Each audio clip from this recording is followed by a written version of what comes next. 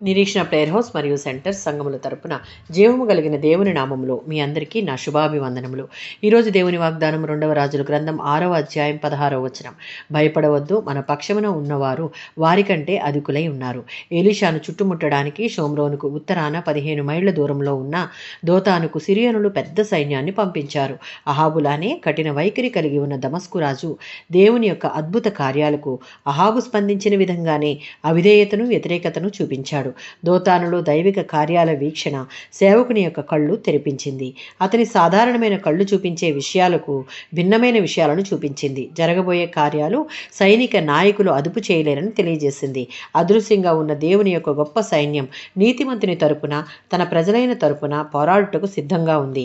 దేవుని ప్రజల జీవితాలలో ఆధ్యాత్మిక సంబంధమైన సేవా పరిచర్య చేసే అదృశ్య దూతల సమూహం చురుకుగా పనిచేస్తూ ఉంటుంది. ఈ దృష్టాంతం నుండి మనం అనేక నియమాలను గ్రహించవచ్చు.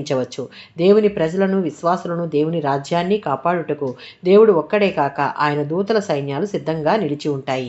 దేవుని యందు భయభక్తులు కలిగి జీవించే వారి క్రియలను, విశ్వాసాన్ని గమనిస్తూ వారి పక్షంగా పనిచేస్తూ పరిచర్య చేసే దేవుని దూతలు దూరంగా లేరు, చాలా దగ్గరగా ఉంటారు. 27వ సంకీర్తన 1-3 చరణాలలో ఇక్కడ దావీదు తన స్వశక్తి మీద ఆధారపడలేదు.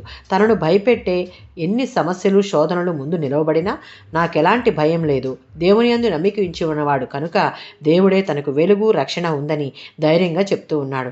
శత్రువులు నా ప్రాణమునకు ఎటువంటి హాని చేయలేరు. ఆయన నా ప్రాణానికి కోట లాంటివాడు. నా పక్షంగా నా శత్రువులతో యుద్ధం చేయవాడు. నాకు విజయం ఇచ్చువాడు ఆయనే అనే విశ్వాసం కలిగి ఉన్నాడు. విశ్వాసులంగా మనం అలాంటి విశ్వాసం కలిగి దేవుని యందు స్థిరమైన నమ్మకం ఉంచాలి. ఆమేన్.